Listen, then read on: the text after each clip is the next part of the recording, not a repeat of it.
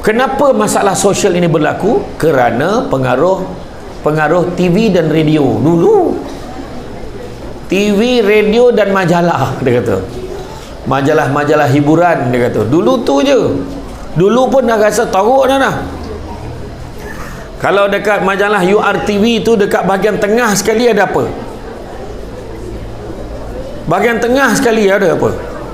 Gambar poster penyanyi yang tengah top pada zaman tu. Hati-hati tu nak buka lubang stapler tu, takut berlubang paut penyanyi tu. Macam tu lah kan. Slow-slow lepas tu lekatkan dekat dinding. Masa tu inilah budak-budak sekarang. Masa tu baru tampal, tak buat benda apa pun. Sebab dulu. Tapi sekarang lebih hebat lagi. Dia bukan satu image yang pegun. Tahu tak pegun? Pegun ni statik tak. Bergerak-gerak. Boleh tengok melalui media-media sosial. Hari ni setua-tua manusia digadung ada akaun TikTok. Ada. Dan dia heboh lah. Kau follower kau dah ramai belum? Dah tanyakan. Tentu lah kan. Betul, ni zaman dia. Tu sebab Nabi kata, didiklah anak-anak kamu mengikut zaman dia.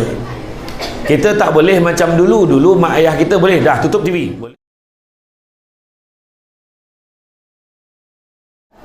A'udzubillahi minasyaitonirrajim. Bismillahirrahmanirrahim.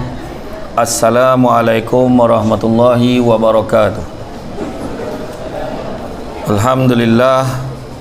Alhamdulillahi rabbil alamin. Wassalatu wassalamu ala asyrafil anbiya wal mursalin wa ala alihi wa sahbihi ajma'in. Subhanaka la ilma lana illa ma 'allamtana innaka antal alimul hakim. Rabbi shrah li sadri wa yassir li amri wa hlul 'uqdatam min lisani yafqahu qawli. Alhamdulillah, syukur kepada Allah Subhanahu wa taala. Segala puji bagi Allah Tuhan sekalian alam. Salam dan salam ke atas junjungan besar Nabi Muhammad sallallahu alaihi wasallam. Terima kasih banyak diucapkan kepada tuan pengerusi acara yang arif, Tuan Hamizan Muhammad Noor, selaku yang dipertua PIBG, bahagia Cik Rizwan alias Guru Besar Segaya. Saya ingat Kek Sabah Gaya Segaya. Seterusnya guru-guru, guru penolong kanan, guru-guru, seterusnya pihak penganjur rakan strategik yang dah disebutkan tadi, seterusnya tuan-tuan dan puan-puan, adik-adik yang dikasihi sekalian. Saya tak dapat salutasi, jadi saya bantailah mana yang terlintas kan. Kata nak tengok Bona Samsul Debat, apa duduk sendeng je lah, masuklah dalamnya banyak kosong ni kan. Kata nak tengok Samsul Debat kan, sian dah masuk dalam tengah-tengah. Jadi syukur alhamdulillah pada hari ini dapat kita bersama-sama berada di dalam majlis ini. Didikan insani melahirkan generasi madani. Mic tu jangan dia-ejas. Saya baru mula gear pertama, sabar. Kau jangan lagi kuat lah. Kau usik-usik berdongung-donggung, orang tak sadap dengan kau. Jadi alhamdulillah tuan-tuan, hari ini Allah izinkan kita bertemu pada pagi ini kan. Saya pun pada peringkat awalnya pun susah ni nak ejas ni. Tuan Mizan Tahsanul Silat kata kan, dia ejas juga kan, bagi boleh juga kan. Alhamdulillah. Dan berkebetulan hari ini ada pula event lain yang diejaskan untuk ni. Jadi itu yang tak, memang rezeki lah sekolah ni kan, dapat kita jumpa.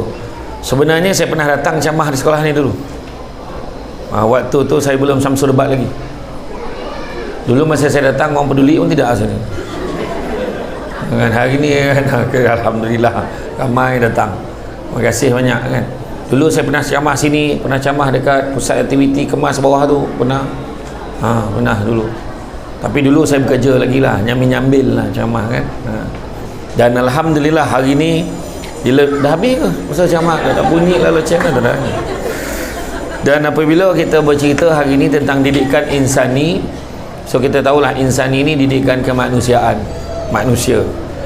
Ada orang menyebut ada beza antara manusia dengan menjadi manusia. Ada beza orang dengan menjadi orang. Jadi kita hari ini dipanggil ni kan, datang ramai-ramai ni, salah satunya sebab memikirkan masa depan anak-anak yang ada dekat sebelah sana kan. Anak-anak kita ni dia sedang menanti bagaimanakah penghidupan yang akan dihadapinya di masa akan datang berdasarkan apa yang dicorakkan untuk dia pada hari ini. Anak-anak ini ibarat kain putih, Nabi kata.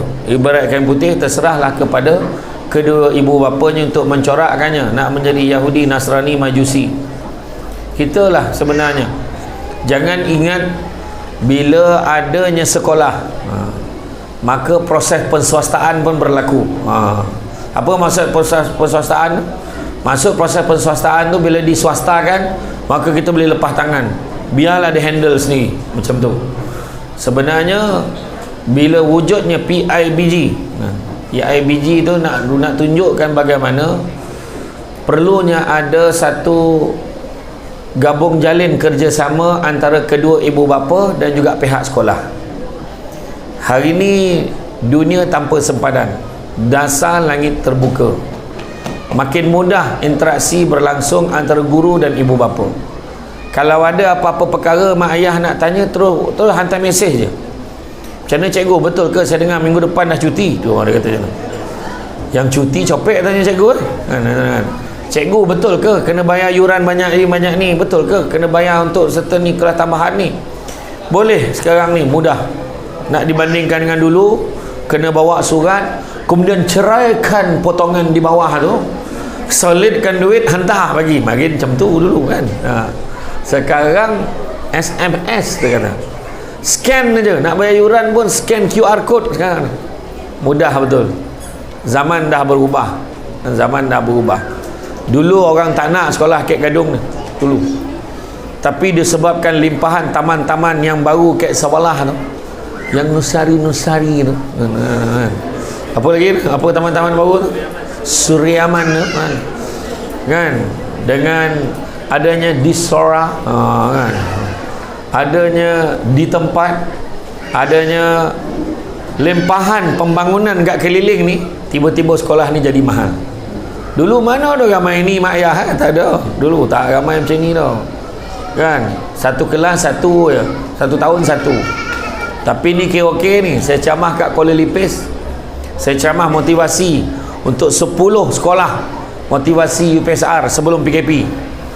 10 sekolah, rupa-rupa calon UPSR dia, setiap sekolah tu calon UPSR sekolah ni seorang, sekolah ni 2 orang, sekolah ni 3 orang calon UPSR dia kan. Dia SKM, sekolah kekurangan murid. Jadi sekarang ni tak apa, tu sebabnya cukup lah tu, tak payah nak tambah-tambah lagi sekolah, cukup. Masalah orang sekarang ni asal banner rumah, taman perumahannya, kami minta banner sekolah satu sini. Sebenarnya tak boleh. Kita kena fikir jangka panjang. Berapa generasi je akan pergi sekolah, lepas tu generasi tu akan tinggalkan tempat tu, sudah sekolah tu tak ada orang kan. Tapi tak apalah, bukan tu lah isunya. Cakap macam Menteri Pendidikan pula kan. Tapi isunya adalah bagaimana kita nak develop anak-anak kita. Hari ni anak kita terdedah cukup mudah dengan masalah-masalah. Dulu kalau zaman saya dengan Tuan Yang Arif kita, Tuan Hamizan ni, dengan Cik Rizwan ni, dulu kita punya masalah. Kenapa masalah sosial ini berlaku? Kerana pengaruh TV dan radio. Dulu TV, radio dan majalah, dia kata. Majalah-majalah hiburan, dia kata. Dulu tu je. Dulu pun dah rasa teruk dah. Kalau dekat majalah URTV tu, dekat bahagian tengah sekali ada apa? Bahagian tengah sekali ada apa? Gambar poster penyanyi yang tengah top pada zaman tu. Hati-hati tu nak buka lubang stapler tu, takut berlubang paut penyanyi tu. Macam tu lah kan. Slow-slow lepas tu lekatkan dekat dinding. Masa tu inilah budak-budak sekarang. Masa tu baru tampal, tak buat benda apa pun. Sebab dulu, tapi sekarang lebih hebat lagi. Dia bukan satu image yang pegun. Tahu tak pegun? Pegun ni statik tak? Bergerak-gerak. Boleh tengok melalui media-media sosial. Hari ni setua-tua manusia di Gadong ada akaun TikTok. Ada. Dan dia heboh lah. Kau follower kau dah ramai belum? Dah tanyakan. Tentu lah kan. Betul, ni zaman dia. Tu sebab Nabi kata, didiklah anak-anak kamu mengikut zaman dia. Kita tak boleh macam dulu. Dulu mak ayah kita boleh dah tutup TV. Boleh. Tutup TV. Maghrib ni pergi mengaji. Wah, mak dulu kau nak jadi kafir, tak payah gaji. Kafir tu apa dah? Dulu. Sekarang tutup TV tak ada hal, memang budak tak tengok TV. Kan? Hari ni dulu kalau budak umur ya dek kau jap. Budak yang umur 4 tahun, budak umur 4 tahun boleh membaca keluar surat khabar muka depan. Kanak-kanak ajaib, kanak-kanak pintar. Hari ni budak 2 tahun dah boleh tahu password telefon mak. Kan. Cenia dia buat kan? Betul tak? Hari ni tu sebab Nabi kata, didiklah anak-anak kamu mengikut zaman dia. Jadi macam mana? Telefon nak kena bagi tak? Tu cerita. Apa keperluannya? Boleh tak bagi telefon ni? Boleh tak? Telefon ni sebenarnya, saya nak tanya, telefon ni sepatutnya kita kena benarkan anak-anak bawa telefon pergi sekolah. Adik-adik setuju tak? Dah, saya nak tanya mak ayah, dah cukup. Mak ayah saya nak tanya, kalau anak-anak bawa telefon pergi sekolah lah, mak ayah setuju tak? Okey. Saya boleh ubah jawapan tu. Di Australia, anak-anak sekolah dibenarkan bawa telefon pergi ke sekolah. Jenama dia jenama Firefly. Kita kat Malaysia, Firefly ni kapal terbang. Tapi dia ada handphone jenama Firefly, yang mana dekat telefon tu hanya ada 4 butang saja. Pertama, gambar kepala ayah. Pertama, gambar kepala mak. Gambar ni gambar toilet. Kan kepala toilet ni lelaki, ni perempuan. Makna ni ayah dia, ni mak dia. 2 nombor je yang ada dalam tu. Kemudian satu untuk button call, satu button untuk tutup call. Kalau dia tekan pun telefon tu, dia hanya boleh call mak atau ayah dia saja. Mesej pun untuk mak ayah dia. Saya nak tanya, kalau macam tu lah telefon dia, setuju tak setuju? Itu maksud saya. Kan doreh nak tak, dia sabar. Doreh nak sangku buruk kan. Tak, sebenarnya zaman dah berubah. Zaman dah berubah. Itu sebabnya kalau kita tengok analoginya kan, kita didik anak-anak kita. Macam dulu kita boleh lah, kita blok anak, dah jangan tengok TV, tutup TV, pergi baca buku, duduk dalam bilik tu diam-diam. Duduk dalam bilik diam-diam. Sekarang anak kita tak payah suruh, dia memang duduk dalam bilik diam-diam. Tapi tak apa kau jawab tak tahu. Rupa dia berzikir. Sania jari asal.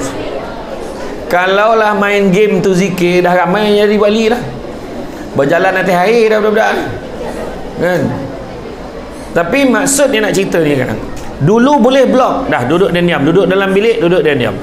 Tetapi hari ni kalau kita buat macam tu, analogi ni ibarat kita mengempang empangan air tu, air sungai tu, air laut sungai, kita empang, bina empangan, blok air tu supaya jangan datang kepada anak kita. Kita nak selamatkan anak kita, niat kita macam tu. Kita bina empangan, kita bina tembok. Tetapi yang kita tak faham, yang kita terlupa adalah air yang datang itu bukan semuanya tenang. Ada air yang deras, ada air yang berupa ombak menghempas empangan itu. Akhirnya apabila empangan itu pecah, apa yang berlaku? Maka akan datanglah air yang deras, yang laju dalam kuantiti yang sangat besar, sangat hebat, menjadi seperti satu tsunami. Dan akhirnya bukan hanya anak, dengan nama ayah pun hanyut sama. Maka apa yang perlu kita buat? Bila Nabi ajar kita suruh didik anak kita ikut zamannya, maka kita kena didik anak kita bagaimana cara nak mendayung sampan, begini cara kamu mendayung sampan. Waktu air tenang begini, kalau airnya deras begini, kalau airnya begini keadaan ini, kamu kena cari tempat untuk berlindung, cari tepi, cari dahan untuk berpaut. Di mana? Di situlah Al-Quran dan Sunnah datang dalam hidup kamu. Kamu kena jaga diri kamu, kena jaga, bentengkan diri kamu dengan kebaikan-kebaikan. Contoh, itu sebab saya kata zaman ini kita nak didik anak, kita tak boleh nak cakap oh zaman sekarang ni tak sesuai dah macam ni, macam ni, macam ni. Sebenarnya dari segi agama tak ada masalah. Pegangan agama masih boleh kita terapkan kepada anak-anak kita. Itulah yang akan jaga anak kita nak selamat di dunia dan di akhirat. Dalam mendidik anak, 5 perkara kena ada. Pertama, mesti sabar. Mesti sabar. Anak tak ada tiba-tiba boleh membaca. Anak tak ada tiba-tiba tahu pandai. Kena sabar. Jangan biar cikgu saja mendidik, mak di rumah pun kena apa orang gadung cakap tu, follow up. Macam tu lah kan. Macam tu kan. Kena buat follow up kat rumah. Ya. Tengok macam mana. Tanya balik, tadi kau belajar apa kat sekolah? Macam mana? Cikgu ada bagi homework tak? Dah siap belum homework tu? Paling tidak, tu mak ayah kena buat. Jangan dibiar-biarkan. Kan? Begitu juga kedua, syukur. Syukurlah kita dapat peluang menyekolahkan anak kita, memberi pendidikan kepada anak kita. Sebab pernah dalam satu kisah, Saidina Umar didatangi oleh seorang bapa dan seorang anaknya. Seorang bapa tu beritahu, wahai Umar, kau tolong nasihatkan anak aku ni. Kenapa pula anak aku ni derhaka? Kau tolong nasihatkan dia. Maka Saidina Umar pun menasihatkan dia, jangan begini, hukumnya berdosa, masuk neraka, begitu, begini, begitu, begini. Kemudian dengan tak semena-mena anak ini bersuara, wahai Umar, aku ingin tahu apakah dalam semua keadaan anak saja dianggap derhaka? Ada tak keadaan di mana seorang ayah juga dianggap derhaka? Maka pada ketika itu Saidina Umar menjawab, ada 3 keadaan seorang ayah boleh dianggap derhaka. Ayah-ayah kena dengar. Nombor 1, kegagalan seorang ayah memberi nama yang baik-baik kepada anak dia. Ayah itu dianggap derhaka. Bagi nama yang baik-baik, letak nama yang baik. Contohnya Rizwan, contoh Hamizan, contoh Syamsul jangan, sebab Syamsul ni matahari panih ya kan. Syamsul Amri memerintah pula matahari tu. Syamsul Debat lagi jangan, berhujah dengan mak ayah kan, tak payah kan? Jadi kalau nak letak nama Nabi, nama yang baik-baik. Ini kadang-kadang itulah tu yang kena belajar. Kita ni disunatkan kalau bagi nama anak yang baik-baik, ini disunatkan bagi nama anak ni pada hari yang ke-7 kelahiran. Kalau disunatkan kan, tu sebab saya sendiri pun kalau nak bagi nama anak tu telefon tu pejabat mufti kan, ni macam ni betul tak, nama ni okey tak, nama ni okey tak? Oh nama ni okey long, tapi masalah dia beritahu. Ada orang zaman Nabi, sahabat itu macam ni lah nama tapi pemalih tak uyo kau. Tak apa, saya tak nak sebut lah nama tu kan, ada yang kono pula kan. Jadi lepas tu jadi letak nama yang baik-baik tu hari ke-7. Kadang belum lahir budak tu, abang kita gabung nama kita, okey, lambang kasih sayang kita. Nama abang Yahya, nama saya Mahani, nama anak kita Yamaha tu. Itu nama Jepun. Maznah Daud, Mazda budak tu lah. Lepas tu budak tu kata apa? Kalau begitu ayah aku derhaka. Kenapa pula? Kerana dia memberikan aku nama, dalam bahasa Arab bila dia terjemahkan, kumbang warna hitam. Kumbang hitam, aku diejek, dicerca oleh sahabat-sahabat aku. Nampak? Itu pertama. Yang kedua, kegagalan seorang ayah menyediakan ibu yang baik untuk anak-anak dia. Ayah itu derhaka. Maknanya sebagai seorang ayah kan, bukan saja menyediakan ibu tu, maksudnya apa? Kalau kita kahwin, carilah calon isteri yang baik-baik, didik isteri jadi baik, maka baru dia boleh jadi ibu yang baik. Faham tak? Faham ke tidak? Faham. Nganggur, faham tak? Faham kan? Jadi didik. Kalau macam tu, kata anak tu, kalau macam tu ayah aku derhaka. Kenapa pula? Sampai hari ni aku tak tahu siapa ibu aku. Dan yang ketiga, kegagalan seorang ayah menyediakan didikan Al-Quran untuk anaknya.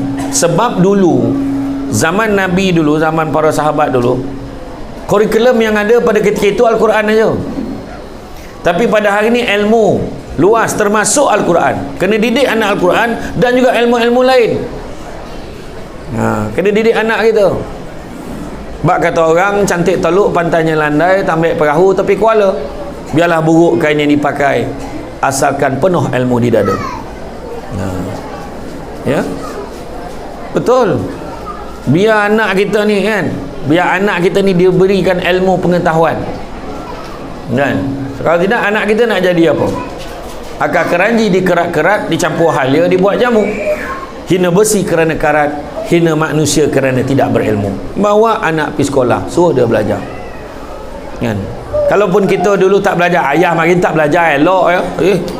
Jangan macam itu. Dulu lain macam saya kata, sekarang lain. Tengok aja harga-harga rumah tu naik notis tu je, tengok. Hanya tu. Dia punya hanya tu.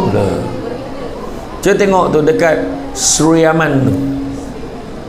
Tengoklah harga berapa. Hanya 800,000 je. Hanya. Cikgu bahasa Melayu pun pening, penjodoh bilangan macam tak kono tu kan. Macam RM8 je kan. Hanya tu kan. Betul. Harga rumah, harga kereta, kan? Lepas tu orang kampung gadung mana pandai dah sebut OPR kan? Kan? Interest rate apa semua dah baca dah tu. Jadi sekarang anak kita kena bagi ilmu. Kata Imam Malik, nak berjaya dalam hidup kena ada 4 perkara. Kena ada kenderaan yang tangkas, rumah yang lapang, pakaian yang cantik, pelita yang menerangi. Bila sebut kenderaan yang tangkas, bukan maksud kereta tu besar ke kecil, tapi akal fikiran yang cerdas. Bila sebut rumah yang lapang, bukan rumah banglo, rumah lot, tanah lot sebiji-biji tu, tak. Tapi maksud rumah yang lapang, kesabaran yang tinggi. Bila sebut pakaian yang cantik, bukannya baju yang pakai datang ceramah hari ni, nak dengar ceramah hari ni, tak. Tapi pakaian yang cantik adalah akhlak yang baik. Dan pelita yang menerangi, pelita yang menerangi adalah ilmu pengetahuan yang tinggi. Kain songket benang sutera, lilit sabalit buat selempang. Ilmu yang banyak jadi cahaya, walaupun sikit menjadi terang. Dan anak-anak kita tengok dah lah berilmu, belajar kat sekolah, elok dia ontok duduk bawah tu. Wah, dah basagi jubur dah duduk tu. Ui, simin dia kan. Tengok budak nak apa? Tapi dia tenang sebab apa? Adab. Cikgu dia terapkan nilai adab. Kek rumah belum tentu dia boleh duduk macam tu. Tanya mak iyo, tahu tidur diam lesek memek kata kan. Iyo. Kan semua kerja buat tengok mak seorang. Nampak? Iyo. Tapi adab dekat sekolah ni dapat cikgu terapkan nilai adab. Tu sebab kena hantar pergi sekolah. Ini tidak sampai satu tahap ayah tak bagi dia pergi sekolah. Ayah tak pergi sekolah, suruh duduk rumah. Kau duduk rumah tu. Kau ikut abah kau pergi niaga tu. Tolong mak kau pergi niaga. Ada tu. Boleh suruh tolong, tapi ada masanya. Ada masa suruh dia tolong. Jangan pada waktu sekolah. Jangan pada sekolah. Ada satu kes tu di Seremban, ada satu sekolah. Ada satu skim perumahan rakyat dekat dengan sekolah tu.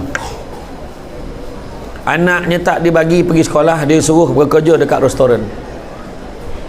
Kemudian satu hari, kau pakai baju sekolah hari ni pergi sekolah. Kenapa lah? Sebab hari ni dapat bantuan. Budak tu dah malu, menangis-nangis budak tu tak nak, sebab dah setahun, hampir setahun tak pergi sekolah. Tiba-tiba cikgu suruh pergi sekolah. Apa mak suruh pergi sekolah sebab dengar-dengar dapat bantuan. Ada yang macam tu. Jangan kita buat macam tu. Anak-anak ni besok kalaulah jadi apa-apa dalam hidup dia, masa depan dia tak menentu, dan bila akhirat besok Allah Ta'ala tanya, kenapa kau tak belajar, kenapa kau hidup macam ni, kenapa kau jadi macam ni, kenapa kau, mak ayah tak pernah ajar, mak ayah tak pernah suruh pergi sekolah, mak ayah tak bagi pergi sekolah, tu sebab aku jadi bodoh macam ni, sebab aku baik benda-benda tak elok ni semua sebab mak ayah aku. Dia akan sabitkan mak ayah dia juga. Sampai satu tahap, kalau tak banyak, tak semua, mungkin ada sikit-sikit terbabit. Tu sebabnya kita kena tengok. Kita kena tengok. Didikan anak-anak kena bagi. Di samping didikan, diterapkan nilai-nilai adab. Imam Malik kata, biar ilmu sikit tapi jangan tak ada adab. Itu yang kita kata tadi tu, didikan insani tu. Didikan insani ni kemanusiaan, termasuklah nilai adab. Adab kena bagi. Tengok macam ni tadi kan, saya datang. Bayangkanlah yang Arif Tuan Mizan ni daripada Kek Pasuh makin dia nyambut saya. Sampai Senyar dia nyambut saya lagi nah. Tak ada dia tunggu Senyar pahala dan sambut dia. Tuan-tuan kan. Macam itulah tuan-tuan. Kita sahabat kat luar ni. Baik dari jemput dia hormat saya. Saya lah jadi sogan. Guru paling besar sekali nama Rizwan.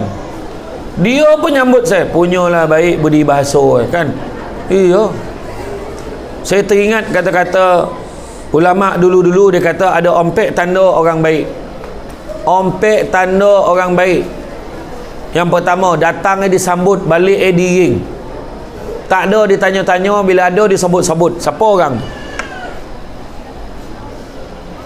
Datang disambut, siapa orang? Balik diring, siapa orang? Tak ada ditanya-tanya, dia sampai mana dah?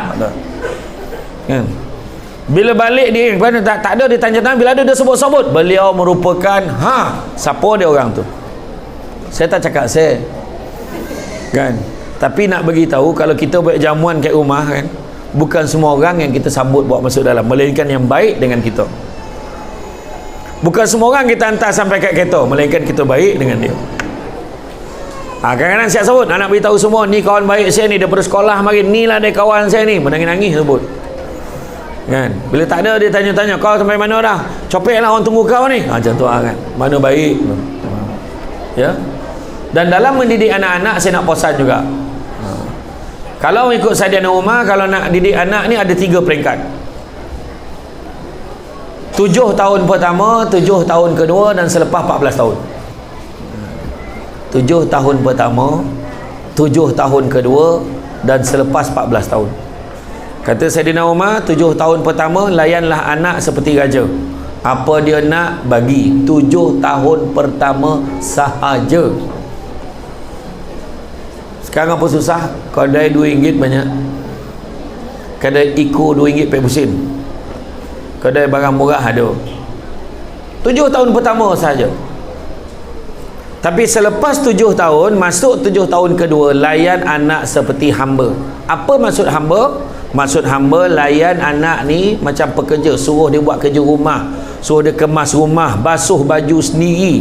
Macam mana? Sidai kain dia macam mana? Ajar dia basuh baju sampai bersih. Kemudian ajar apa lagi? Kemudian ajar dia lagi macam mana cara nak bersihkan baju, macam mana nak lipatkan kain, macam mana nak sidai kensal. Orang gadung sebut kensal, tak ada towel dah. Sidai yang kensal dia kan. Mak semakin kensal sebut dia. Kan? Kau ni cuci daki kau pakai kensal. Sabun tak pakai kan. Macam mana cara macam ni? Ajar dia tolong mak kat rumah. Saya daripada kecil dengan adik-beradik kan, masa daripada darjah 3 darjah 4 pukul 5 pagi dah bangun. Bukan siap pergi sekolah dah, tolong mak gintil ke karipap. Golek-golek donat, kek gula donat tu, gula kasta tu. Dengan depan kipis tu nah. Kan bondo tu panih nak bagi sojuk nak golek. Kalau panih kita golek-golek tak melokek gula tu. Gintil ke karipap. Belum tentu lagi perempuan kat sini lawan dengan gintil karipap boleh menang lah. Main cantik halus saya gintil. Iya. Hari tu rumah saya dia main yang tanah liat apa nama tu, pledoh tu kan. Dia buat cuba, dia kata tengok buat ke karipap tak jadi mesnya, tengok bang buat. Cantiklah bang buat. Kau tahu. Kau nampak macam ni kau kan. Ya. Tapi masa dulu kono buat, kono bungkus nasi lemak, itu saya kepantangan makan nasi lemak bila orang bungkus lemak berong-berong. Dia mesti komeh menjejeh sambal lah. La ilaha illallah. Kan comot lah, makna tak komeh, tak elok. Lepas itu sambal kodokut sikit nah, baru saya apek berapa uleh dah habis sambal lah. Bukan kodokut nak kodomut, kodokut campur komut. Masa saya bangun tu, bangun pagi-pagi kena kita karipap kena buat tu, saya cakap apa tu? Apa saya cakap? Kenapa aku lahir dan keluarga ni, saya cakap. Betul saya cakap.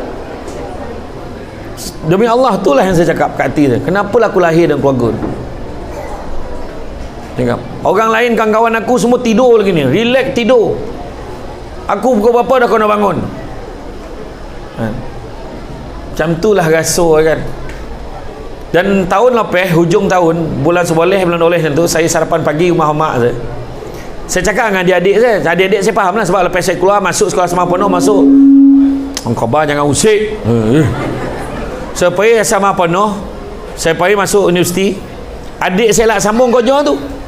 Saya cakap dengan adik saya, kau tu tak balung cakap apa dalam camah balung. Balung kata apa tau, kan pagi-pagi kena bangun buat, tolong mak buat keripap tu, bungkui ke kuci apa semua kan, golek-golek kan, kuih apa semua. Lepas tu bungkui sila mak, kenapa balung?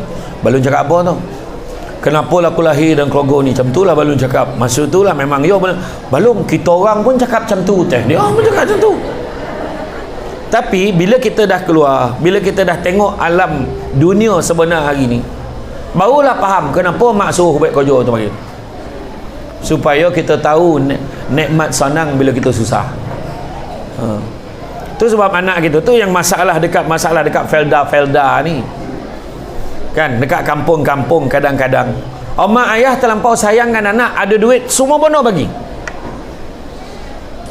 Budak sekolah rendah dah bawa motor pergi sekolah, pahal kaki pun tak sampai, jengket sebelah tu, macam dia nak bawa motor.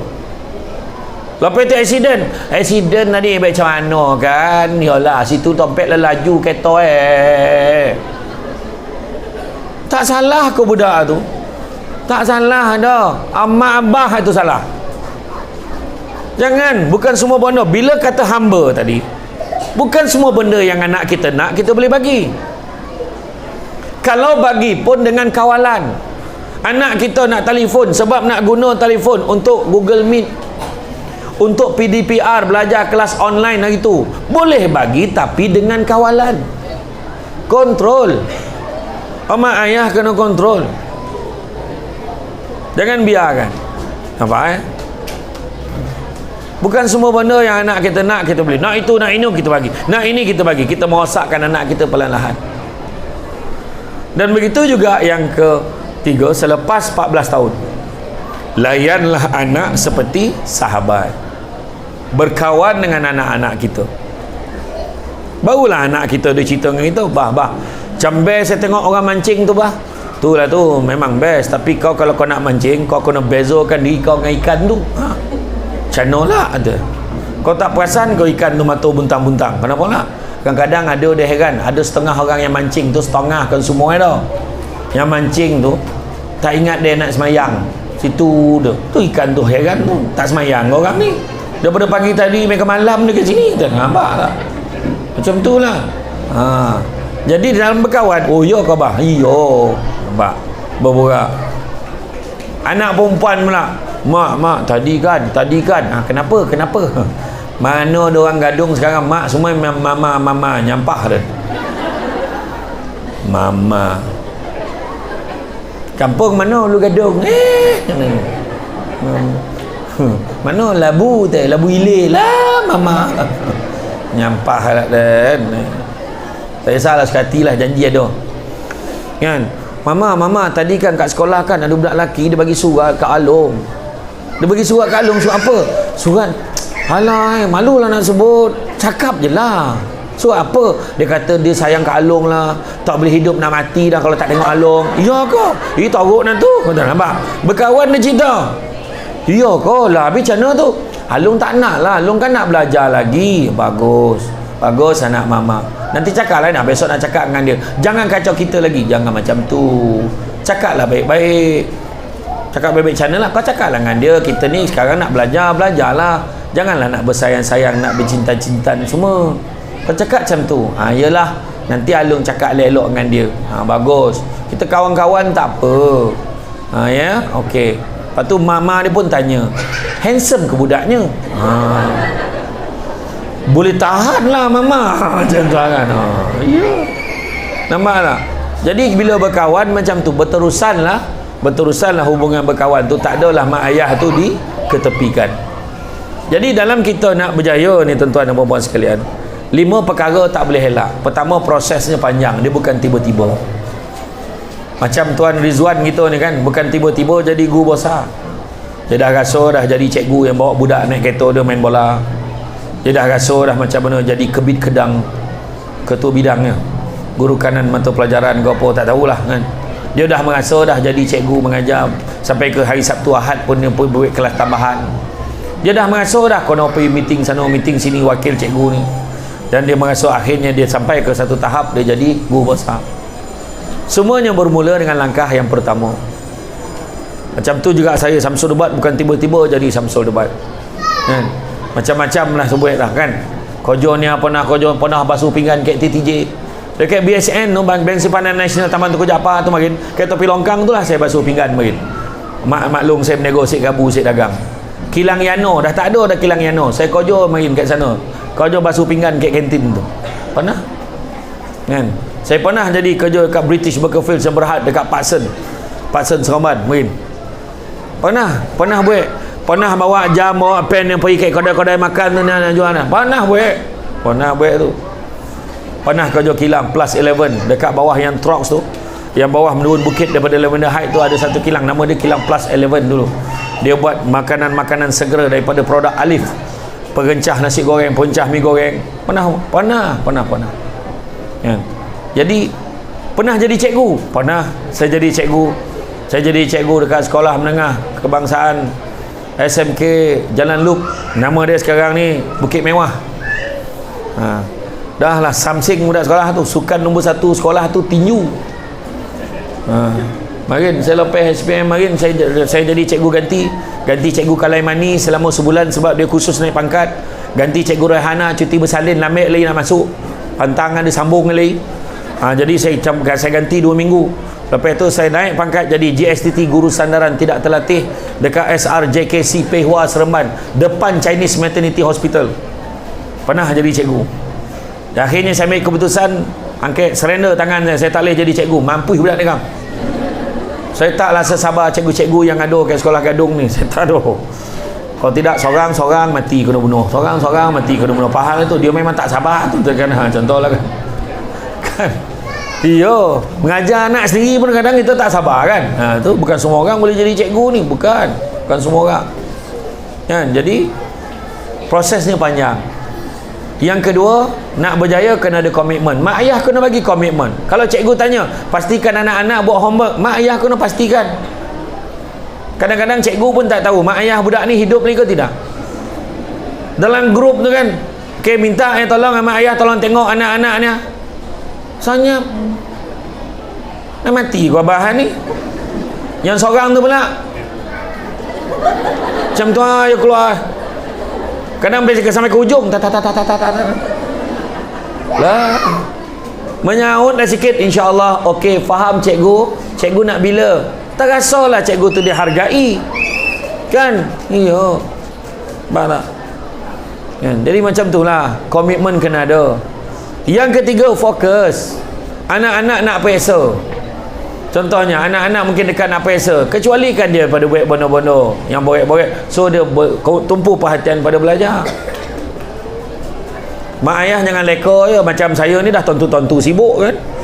Saya kenalah minta tolong dengan pemaisuri hati saya. Tolonglah tengok anak-anak abang ni sibuk. Nengok bini orang lagi banyak daripada tengok bini sendiri.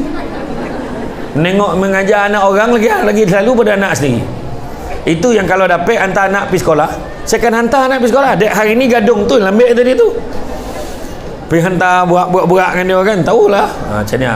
Okey lah, okey angah, okey iya, anak punya syok bila abah hantar pergi sekolah. Betul, tu sebabnya kan fokus kena ada. Yang keempat, kepatuhan pada peraturan dan undang-undang, disiplin. Ajar anak-anak kita disiplin. Ajar anak-anak kita tentang adab. Ajar.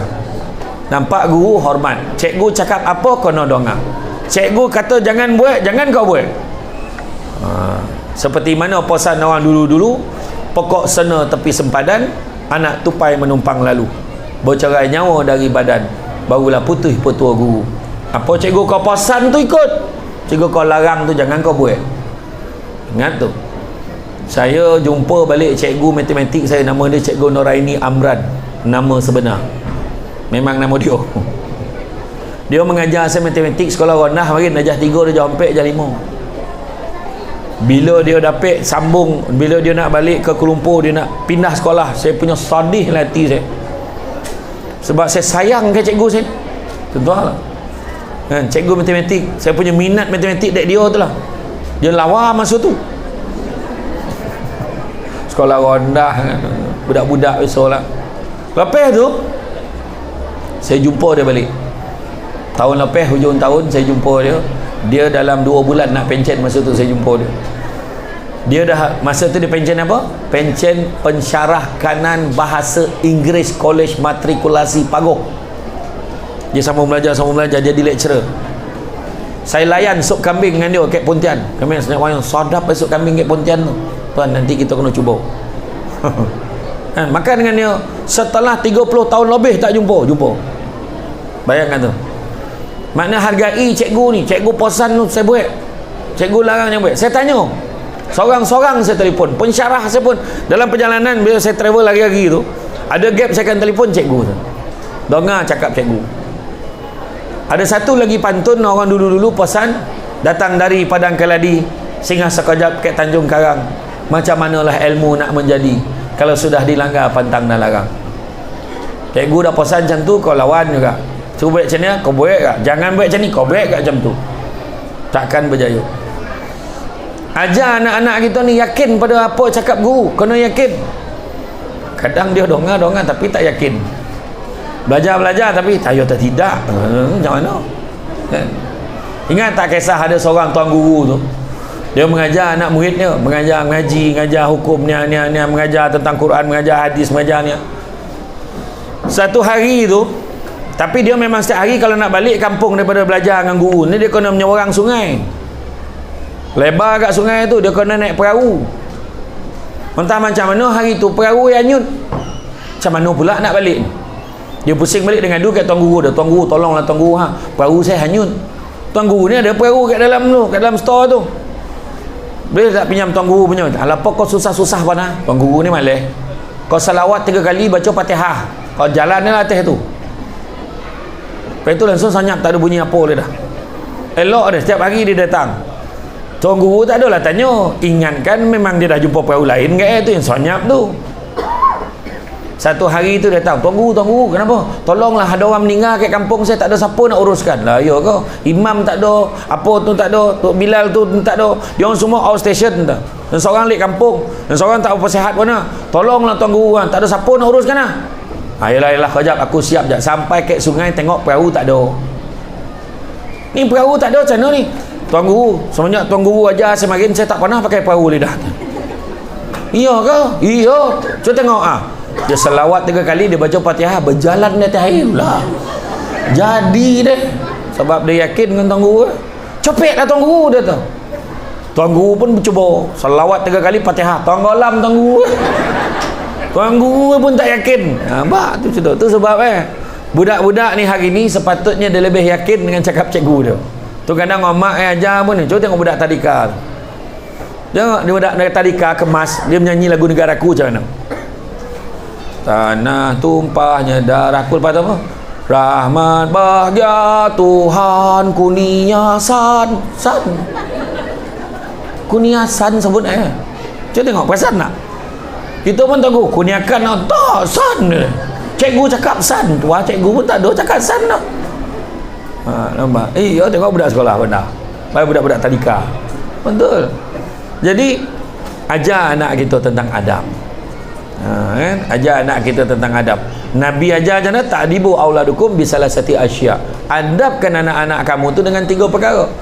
Pertama, bihubi Rasulullah sallallahu alaihi wasallam. Ajar dia sayang Nabi. Kedua, bihubi ahli. Ajar dia sayang ahli keluarga Nabi. Yang ketiga, biqiraatil Quran. Ajar anak kita baca Quran. InsyaAllah adab dia akan terjaga. Adab dia akan terjaga. Bak kata orang makan sirih berpinang tidak, pinang ada di Kota Melaka. Bahkan sirih menganyang tidak, pagah adat budi dengan bahasa.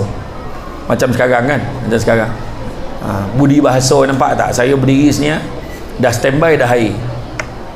Tu budi bahasa nama tu, nampak tak? Jadi cuma saya tak pastilah ni air saya ke tidak. Saya agak-agak ni saya punya, cuma jarak atau memungkinkan, mungkin juga orang lain punya. Jadi saya fikir-fikir lah, kalau saya ambil ni tak apa ke? Oh tak apa, saya ambil macam mana?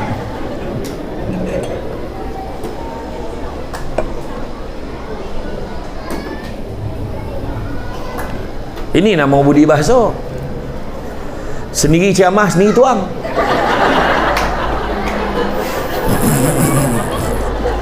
Tak adalah gurau yo. Boleh tuang sendiri, tak ada apa terus.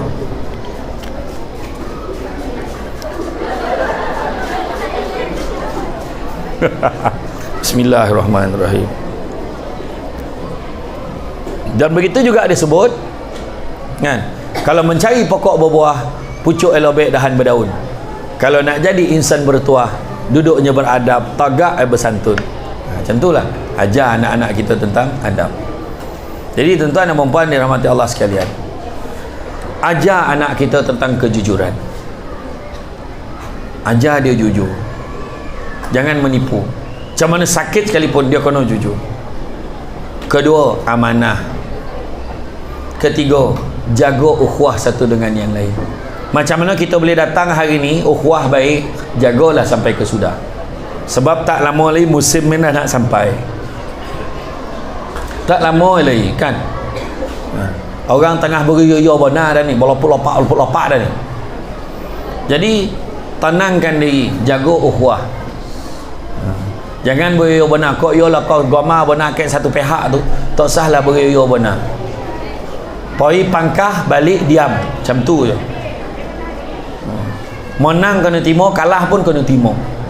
Sudah diam-diam. Jangan pula kau sound apa perasaan kau dah kalah ni. Jangan macam tu. Betul, cari pasal nama. Ya, jaga ukhuwah antara satu dengan yang lain. Kita sama-sama nak bangunkan anak-anak kita, sama-sama nak jayakan sekolah ni. Seterusnya, percaya pada hikmah.